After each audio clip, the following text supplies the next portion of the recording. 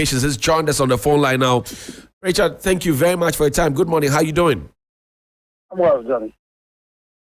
Why has the MPP decided to set aside its own rules, as was announced by Professor Michael Quay on Saturday, to reflect this new direction that it is the National Council that will decide on the two, i.e. Engineer Dainimo and Mr. Boakye Jackor? Well, Johnny, thank you very much. I think you've captured the issue well. But what happened yesterday at National Council, where the Council and deliberations varied the position of the election committee's rules and regulations, is certainly unprecedented. But in that, the Council is properly within its powers to be able to take that decision. So, to the extent that, one, that we must acknowledge the objections raised by Mr. Boakye Jackor, the ones that you have analyzed in the studios, are reasonable positions to hold, and should be,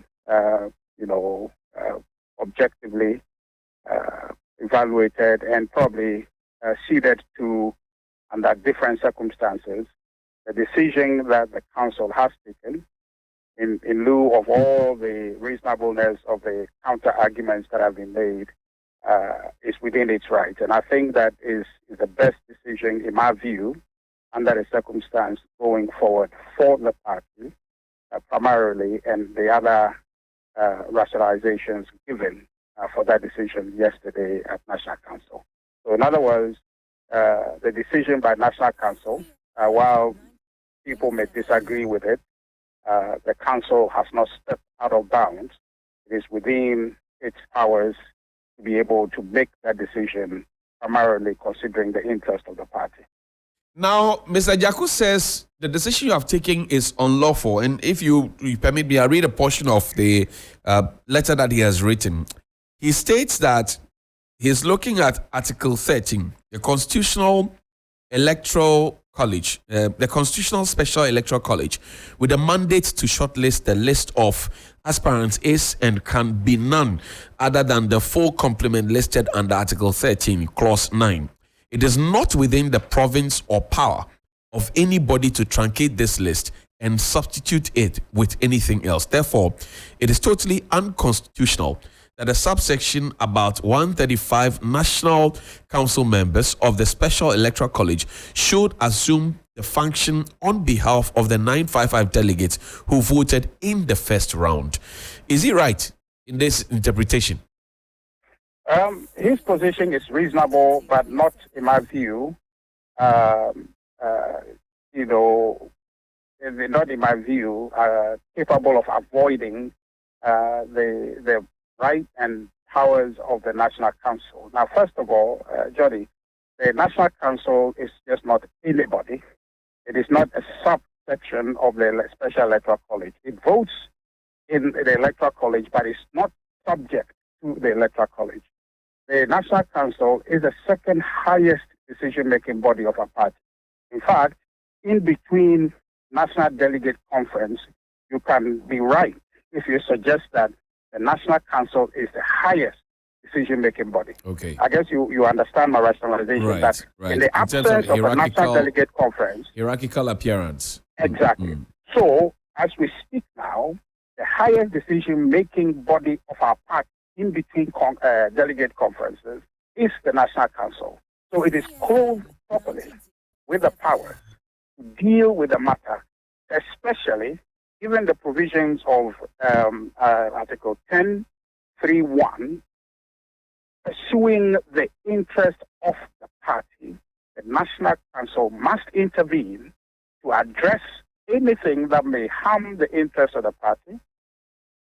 In the meantime, pending a National Delegate Conference. So what was done yesterday is in serious consideration of the party's interest. There are ancillary issues of cost and the rest of it are just additional reasons, but the primary objective was to say that what is in the party's interest must be the consideration of National Council, and it was widely debated, and the conclusion was that we constitute National Council into an electoral college to decide the time. Now, were conditions to be different, assuming, I think I've heard the argument to say that what if this leads to a subsequent position to say that, okay, well, we're just going to use National Council to do other things. Exactly. The circumstances here are totally different. We're breaking a tie between two individuals to occupy or to fill in the fifth position. Johnny, if you exercise the sense of proportionality in this consideration, you would come to agree with National Council that in pursuing the interests of the party, this decision, though may not be widely popular, but it's within the powers of National Council to make that decision for the benefit of the party. Were the two individuals involved in this, i.e. Engineer Adainimo and Mr. Ahiagbah, were they informed of the decision? Were they brought around the table to say this is what we are considering? What do you say to it? Did that happen? That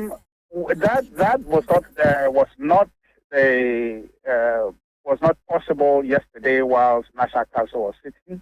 What I know is that there was a suggestion at National Council yesterday to duly inform them about the resolution of National Council. But in other words, it cannot be that, say, for example, if they were to be consulted prior to National Council making a decision, it wouldn't make a difference if the position of National Council ended up being that we proceed with this, even though they may disagree with it. I think you get my point. Their consultation is key, it's important, it's a necessary part of the process, but it's not a necessary precedent or condition for, if you like, National Council to be able to do that. So I see the position of Honorable or Mr. Ahiagbah to be reasonable, and he cited conscience in disassociating himself from the process. I understand that. I don't know what I would have done if I were in his situation, but the National Council has a responsibility in between Congress to protect and manage the party. So what was done yesterday was clearly a directive to the National Chairman to ensure the National Council is constituted into an electoral college to break the tie in the interest of the party. So I don't think that people's disagreement necessarily made it unlawful, because National Council is within its powers to do so. I see. Now, the good professor, Professor Aaron Michael Quay, who still heads the presidential primaries committee, he was very clear in his declaration on Saturday that next Saturday we will have a runoff between the two, and that the present arrangement and exercise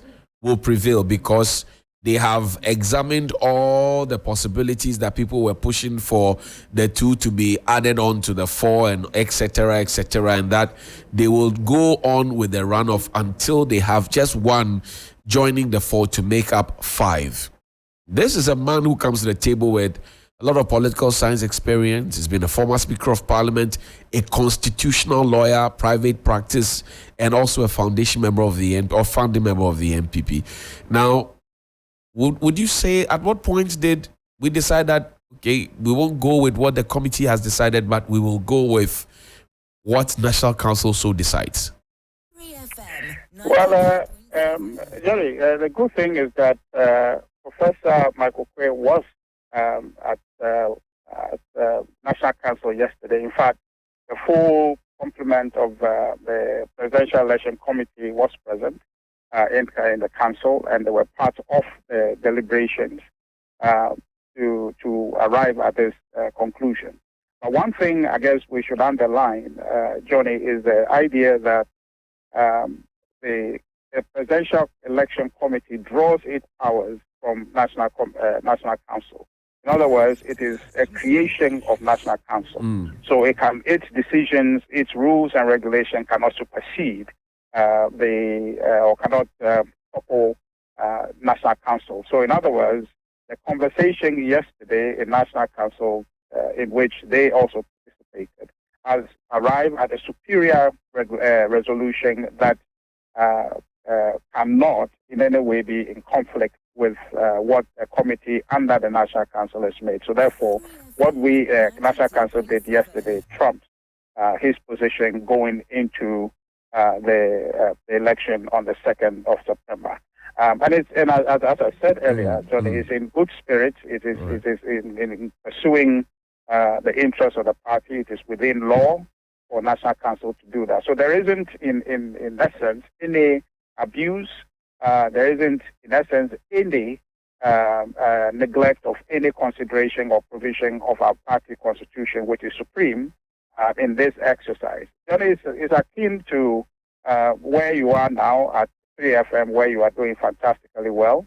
Before, you were on the New Day show, where you have occupied most of our attention as political actors and as Ghanaians generally in exercising your skill. But then when the management of your company thought that you could be even more effective on radio, they brought you here. And they brought our own brother Roland to replace you, who is also doing fantastically well. So it's a question of exercising the interest of TV3 that led to that decision. It doesn't mean that they have done anything contrary. It's about shuffling the cards so that the best interest of the station is advanced. This is akin to what the decision the National Council made yesterday in exercising its powers to ensure that the best interest of the New Patriotic Party is advanced in this primary. Except to say that those management decisions were not taken based on the 1992 Constitution or any other constitution, but you were taking a decision based on the letter and spirit of your party's constitution, and that's what Mr. Boakye Agyarko is questioning. But again, my question is the party not worried about setting the wrong precedents so that in future, if you find two candidates or maybe two more or three in a tie of this nature, you will have to then trim down the number again? Maybe say an individual gets a casting vote or something. Is the company, the party not worried? Johnny, yes, I'll answer that question. But the principle that is inherent in the decision of your management is the same principle at play. It doesn't matter constitution or not. I see. Our constitution allows the National Council to be able to vary and to take decisions necessary for the well-being of the party, and I think that was what was exercised. The question of precedent, I don't think that is problematic in any way.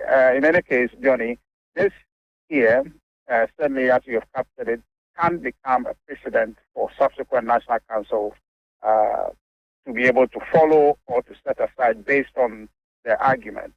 But what is good about democracy is that we have a superior body. We have a National Delegate Conference or Congress, which will be going to Congress on the 4th of November. This can be brought up. This issue can be dealt with, and National Delegate Congress can override that decision. In other words, nullifies it, and therefore will not be available for any subsequent National Council to rely on it, and then make a specific rule in the absence or maybe make a specific rule in the future to deal with an occurrence like this. But until then, I want to re-emphasize that the National Council that sat yesterday and deliberated extensively with argument, counter-argument, and arrived at a resolution is within its powers, provided under our Constitution in Article 10.3.1 to be able to make the decision he made yesterday. I understand the disagreements of people to it, particularly the Mr. Boakye Agyarko to it is well noted, but it doesn't void National Council's capacity to exercise that responsibility it did yesterday. Now, were these decisions taken based on financial considerations or constraints of time? What was it? Can you help us? Well, based on many factors, but the primary consideration is the party's interest, and that remains supreme. Was there money involved? Because there have been arguments advanced in the studio by my colleague William, for example, that he had within certain quarters that we're considering the numbers, 961 people voting, how much it costs, to run the last primaries across the 17 different polling stations, and that, those could have been one of the considerations. Is that correct? Yeah. So, as I said, in order of hierarchy, what preoccupied National Council was the interest and well-being of the party, and other considerations such as some of the delegates who would love to be part of the process, most of them from our external branches who were present. As part of the Special Electoral College, all our external branches are to contribute 3 reps each to the delegate pool to decide the pruning of the aspirants to 5. And most of those by now had returned to their countries, and by the second, definitely most of them would have been out of the country. So that was a consideration. And the consideration of cost also, to just run a runoff between 2 people. And as I said earlier on, John, in exercising a sense of proportionality, you would come to agree that certainly if there's another efficient and more effective, let me emphasize efficient, way to do it, to cut costs, especially given the circumstances that we're in as a party. The cost certainly is prohibitive, and was the consideration of National Council. But that is not the predominant reason. Well, I remember that Professor Okwe last Saturday, somebody asked as to whether those who had traveled in from the diaspora and have come in, they didn't anticipate that we're going to have a tie, and that if they're going back, they couldn't have come back. And Professor Okwe says, well, they have to find a way to come back because the rules are the rules. Now, you keep mentioning well-being of the party. Are you talking about financial well-being? In terms of peace, unity, stability of the party? What well-being are you talking about? Can you break it down? Well, well-being in many respects could be financial, that was considered, but the primary well-being of the party is the potential of these contentious elections, their propensity to bring up certain issues. And you saw on Saturday, the 26th, in spite of the very thoroughly revised process and the consensus that was engendered between the committee, the elections committee, and the candidates, and their campaigns, and the general arrangement for a smooth electoral college election. You saw some of the incidents that attended it. And so, as a party looking forward, National Council saw more value in trying to take decisions that will curtail, and if it can't afford it, curtail some of those happenings, and to protect internal party cohesion, and give it the time to then properly devise a better way of conducting the main Congress in November. So, for purposes of preventing such incidents and for ensuring internal party cohesion, I think that in the wisdom of National Council, it made sense to use National Council as the primary electoral college, which, as I keep repeating, is within its power to vary the rules to do so. And I think that, Johnny, in pursuing this conversation, we need to emphasize the position of law, the hierarchy of the organs of the party, and be able to exercise our views within that purview to say that National Council is the highest order organ of the party presently, to be able to make that decision if it has to, and it is within its rights. So I understand the consideration as I've given to you. I think that National Council was seeking to exercise responsibility to ensure the well-being of the party, whatever that well-being may be. I see. So we will have just one polling station on Saturday. Is that correct? Yes, at the national headquarters, and members of National Council will be there to vote. And Johnny, let me emphasize that National Council is not a homogeneous group of people. So that I've also had the construct about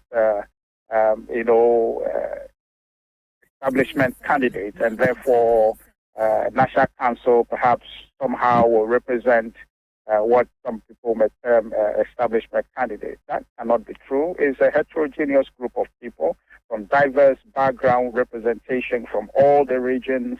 If you want me to demonstrate to you, we have people like Honorable or our former General Secretary or Hidden Toe being part of that. Our former General Secretary Damboche being part of that. Our former General Secretary Fred Pabna Ajay Japan was there. He was actually there in council yesterday. So it's a complete a reflection of our party and structure across board. We have regional secretaries, regional organizers, we have regional representatives who are there. So former chairman, it's a complete body reflecting the party. And so it cannot be construed to mean a homogeneous group of people who are going to think and decide one way. And I don't think that the votes on Saturday would reflect. In fact, if it goes on, I don't know, but I think my reading of Mr. Boache Jaco's letter is that he's not going to contest. He's not going to be part of it, of the election. That's right. So in which case, it's going to be an acclamation for Honorable Dynamo, which is still democratic for him to make that decision. So I think that if he were part of it, if Boache Jaco was part of the election on Saturday, it was going to follow normal EC processes. Police, everything will be provided for. But then the only thing is that National Council members would vote, and the polling station would be only one at the national headquarters, as opposed to the other 16 we had the last time. It must have cost you a lot to have organized last Saturday's election, because there's a school of thought that, well, if we are making those considerations, Mr. Boache Jaco in the long run could be peeved and could take a backstage, which would not see him as active as he was in the run-up to the 2016 election with the broken promises, updates that he used to hold. Well, I regret if that becomes his position. But what I can say with certainty is that we've agreed individually to join a party, and that party has a constitution, and that constitution is operated in a certain way with certain powers given to certain parts of it to be able to exercise certain decisions on behalf of the collective.